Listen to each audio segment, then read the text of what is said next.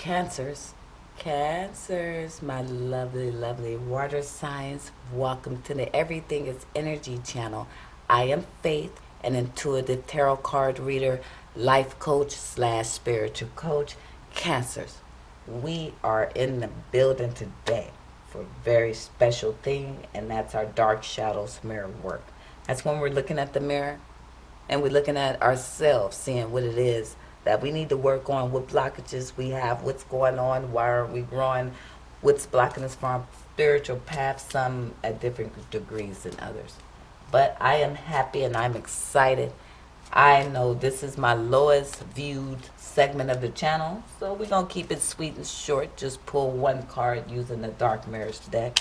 Pull some tarot, get you some energy, and get you out of here, my lovely Cancers.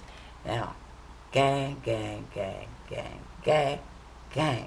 Listen, all these cards been shuffled already, premeditated on just for your energy alone. My spirit team is present, and we are ready to roll. I need you guys to forgive my voice. I was at the beach late, so my voice want to go out. But we got this. We in here, and we back at it again. Cancers. We're going to take one card, ask the spirit team what it is that they want you to work on the most. What's hidden inside of us that we need to work on the most, spirit team? Talk to me for my Cancers.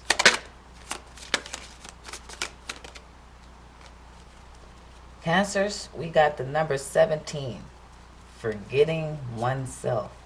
Interesting. First time I ever got that.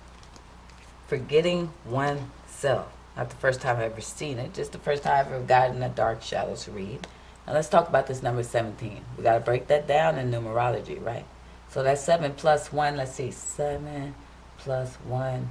Carry the 8. I'm just playing.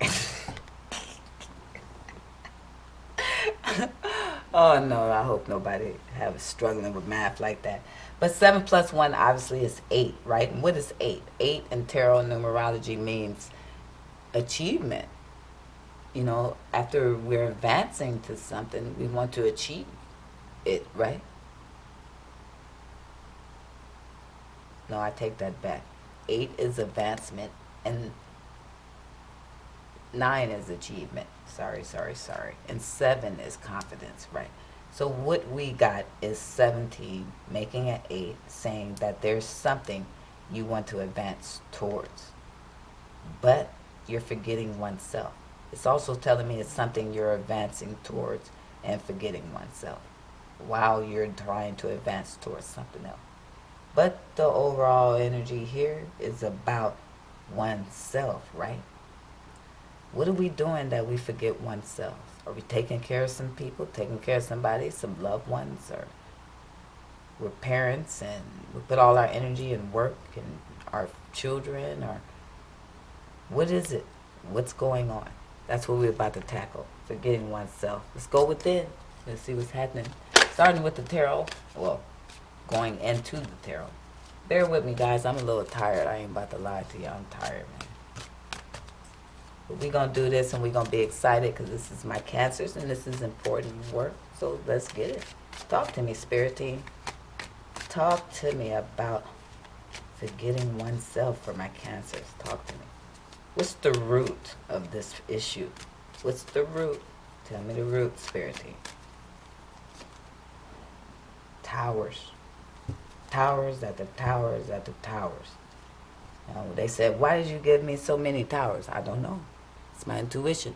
It told me to say towers after towers after towers. So I'm sure some of you guys going to agree and resonate with that. Not only did you have a tower, and if I explain like the example of a tower, let's say I was in a relationship and it just ended catastrophically. I was in a home and I got evicted and lost it. I was in an argument with my parents and we haven't talked to each other for over 6 months. I got in an argument with my child, my teenager, and now I don't know where they at. I had a job, but I got fired from the job because I ended up getting in an actual physical fight with somebody who was actually harassing me. Now, I don't know what story it is. I'm giving you examples of what a tower can be about. Now, all towers aren't bad. Let's flip this. Let's make this positive. This positive card, let's feed off of it, right? Forgetting oneself. It might be time to put a tower in an ending, a catastrophic ending to that energy. A tower is about to happen, a shakeup. Something's about to change, and the universe is going to intervene because someone here is forgetting themselves. Something has to change. And nothing usually changes on a human's own will unless they feel discomfort. This is discomfort. Another example of what the tower is. Discomfort to create change. Especially if you're not doing it yourself, a tower means, don't worry. Universal, there will be a chain of events set up just for you to create this change. That's a tower, guys. That's the root. Tower after tower after tower. A lot of you guys been going through a lot, experienced a lot. Seems like you don't get a break. One tower after another. One problem, one issue after another. And it is very difficult to focus on oneself when you're going through extreme emergencies. Exigent circumstances every time you turn around. Exigent, meaning emergency. The reason I am starting to break down some of the things I say, for one, I was talking I wasn't even watching my words. Things come out, I didn't know, it wasn't even the right words sometimes. I don't know how that happens in these readings. But we got to be more philosophical. We've got to stick to my true self, right? So I understand I have all ages, all levels of intelligence, statuses here. You just one to me. I love you all the same. However, for those younger people, I'm going to break down some of those words if I feel I need to. Things like that. Continuing on. It is very difficult to focus on oneself when you have tower after tower. One catastrophic event after one catastrophic event. If it wasn't something with your work and money, it was something with your family. If it wasn't something with your family, money, and career, then it was something with your man or your woman. Every time you turn around, it's something. And now you notice you don't even got time for yourself. You haven't even stopped a moment to think about oneself because of these towers. Tell me more about this group. Hierophant. It is time to get spiritually connected. It is time to get on track. It is time to create a schedule. It is time to possibly go to church. It is time to meditate. It is time to master the mind, oneself. Hierophant. That's all those things. The Hierophant. Now, also it's telling me too, off the top, some of you guys are forgetting yourselves because you had a tower to a higher level commitment. And sometimes, let me help a little bit for those who's going through this. When we in some higher level commitment, it probably took a toll on us. When I say a toll, what I mean is like the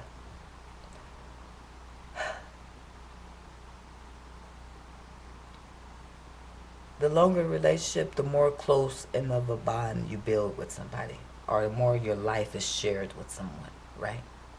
And when that ends, that's a whole shakeup in how we used to do things and how our life was originally ran, right? So when you have a tower and a higher level commitment, that's a loss. That's mourning. That's a loss. Literally, seriously, it's a loss. It's an emotional loss. That is a mourning.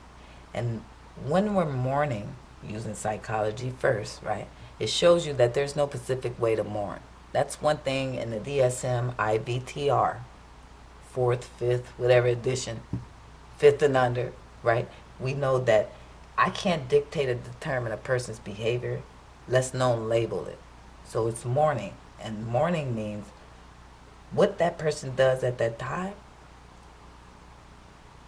could be bizarre, it could be crazy, it could be outlandish, something never seen or heard before, even in the psychology field, but it will be okay.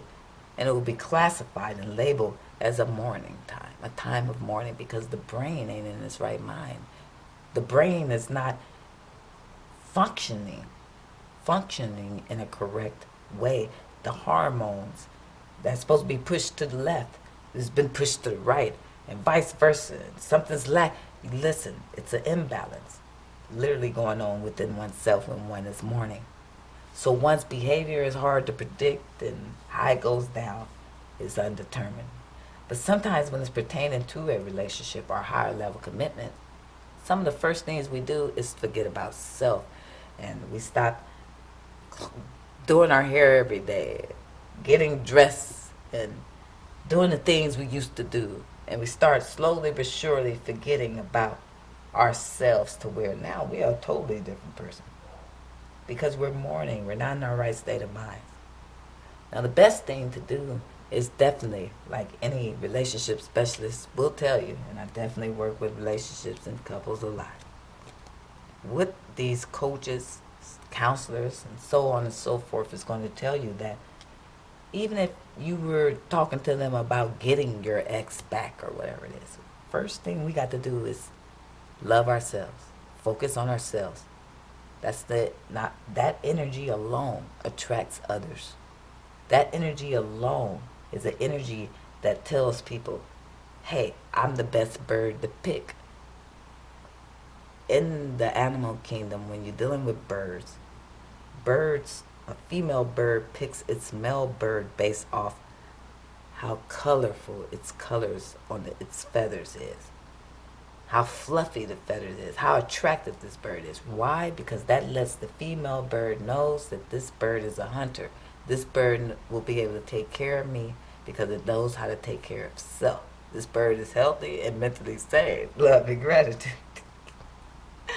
Well, that's what we're doing as humans. That's what we need to do as humans, right? We need to be discerning and understanding about why things are happening to us, right? So forgetting oneself is not the way to attract anybody, and it's not the key or the road to happiness. But when we're mourning, we could forget oneself, right? We forget to do our hair because we have no motivation. We're not going out as much to the same places we used to, not doing our hobbies as much because we lack motivation. We might just be sad and even depressed. Well, that's a part of the root, right? Of forgetting oneself. Some of you guys is literally a tower to higher commitment. Others of you guys is tower after tower. A lot of you guys had a commitment, that had a tower, and then after that, it seemed like a chain of towers come with it. That's okay, because that's normal too. Now we got to work out these energies, right? We got to say, okay, if I resonate with this, then I am forgetting myself. What can I do now? Because part of the reason I'm forgetting myself is because I have no motivation. I have no energy to do these things anymore. I'm not as happy.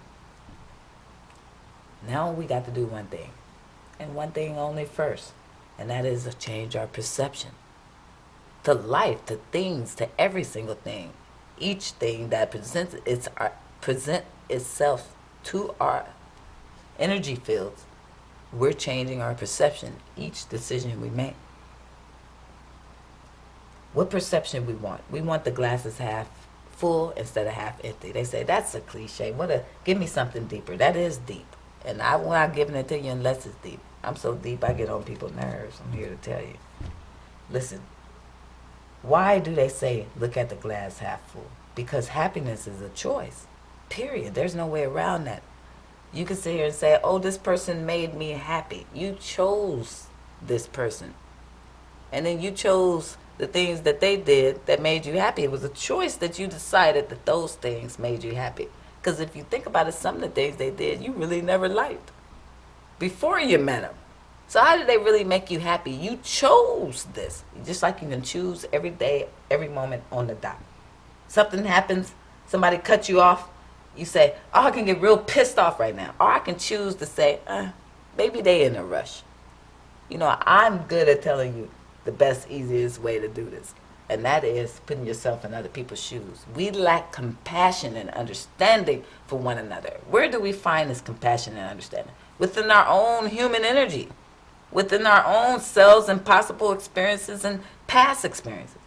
Damn it, you know you've cut somebody off in traffic before. You know you've gotten angry and gotten road rage before. Why did you do it? But I had to do it because I was 3 minutes. I'm about to be 3 minutes. I got 3 minutes to get to work. I can't be late because this fool over here driving slow, and because the old lady and don't know how to, and because stop, Faith, stop right there. Okay, sorry, I can be offensive, so I'm gonna watch what I say. However, and if I do be offensive, please understand one thing. It's probably the truth. I got a problem with people these days because they got a problem with the truth. And that's ridiculous. That's why we end up here. We don't want to go inside and face the truth about ourselves. We want to point fingers and blames. We feel uncomfortable with looking at ourselves. That's sad because that's where the superheroism is. That's how you become this light being. That's how you become a teacher, a guide, a leader, a healer. You have to look at self, work on self first. So if I'm here and I got cut off and now I want to cut this person for cutting me off because I got 3 minutes to work, then the best way out of that is perception. You know what? Let me see. How can I perceive this different instead of saying I got 3 minutes? What is my actions in this? Well, would you be this uptight and ready to fight if you weren't 3 minutes late for work? What if you was just cruising down the street and decide to take a ride to go to the park to feed the birds? You got plenty of time, nothing to do today, and they cut you off. Would you be this angry? So is it really their fault that they cut you off? Or is it your fault because you didn't get ready and leave in adequate enough time to where if someone was to cut you off, which is very probable and possible, right?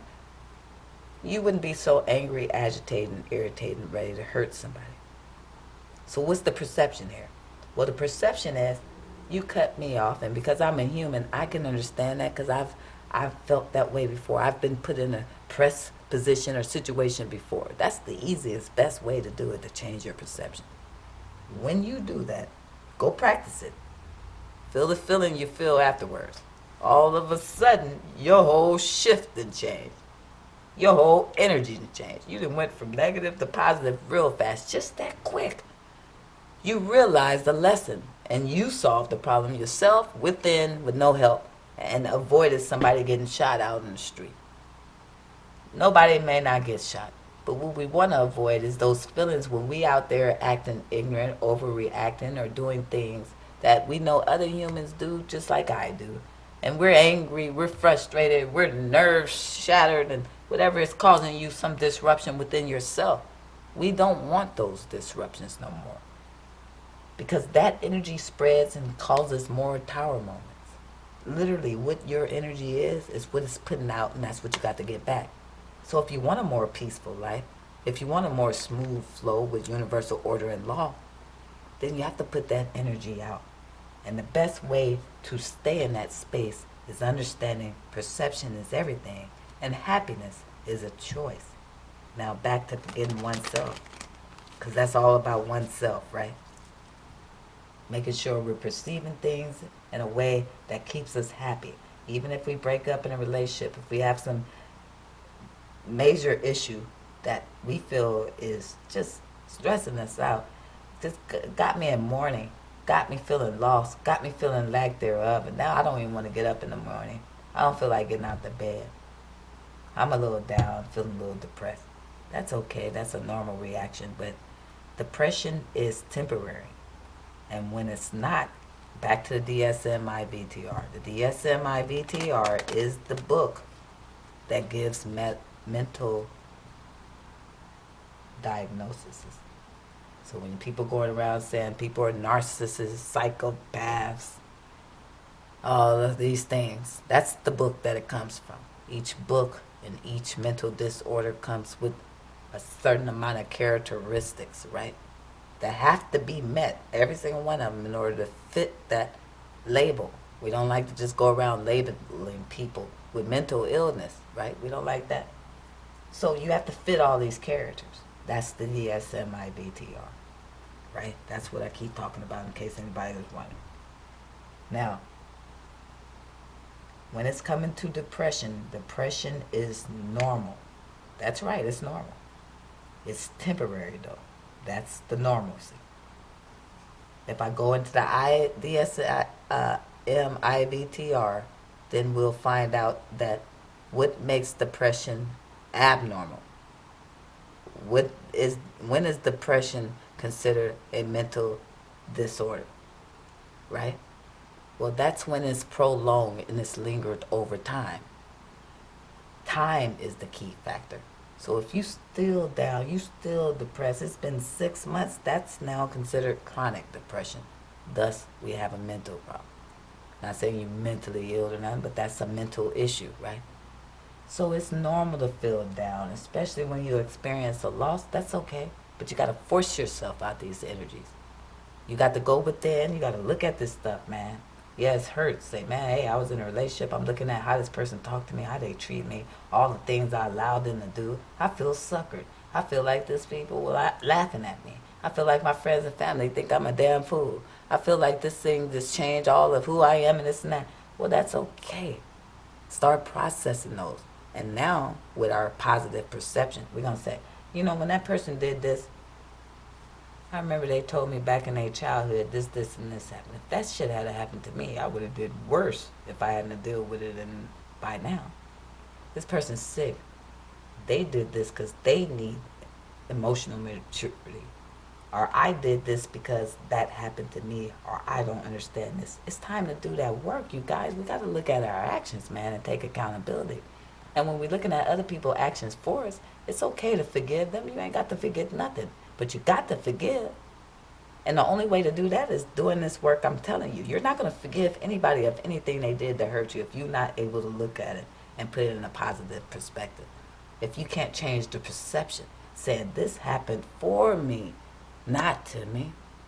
I was supposed to learn this lesson to prepare me spiritually, to help me grow. Now I'm smarter. Now I'm more discerning. I'm more resilient. And you know what? This heart, this hurt, this pain that this has caused me, this person has caused me, I kind of want to thank them for it because now I'm better.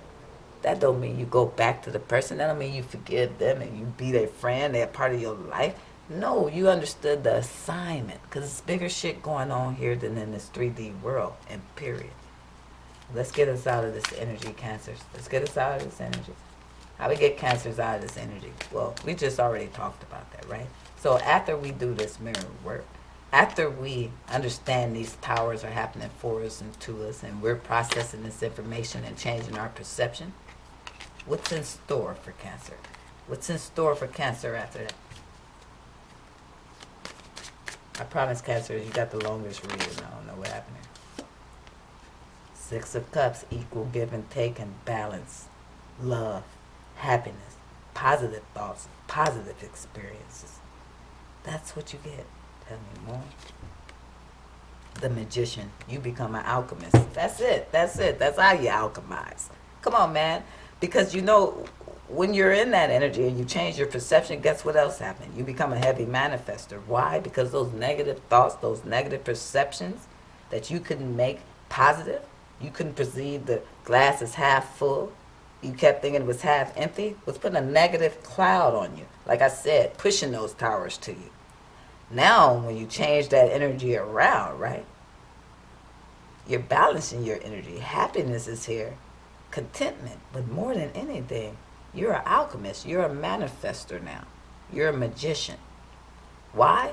Because those positive thoughts, that's how you manifest. You got to break the habits, break the chain, and before you know it, you're manifesting. You didn't even realize it. So I'm here to tell you right now, when you do that work, you also become a powerful manifester. Because you understand what I put out is what I get. You become an alchemist. You have all the tools you need to manipulate anything in your environment because you know everything here is mental.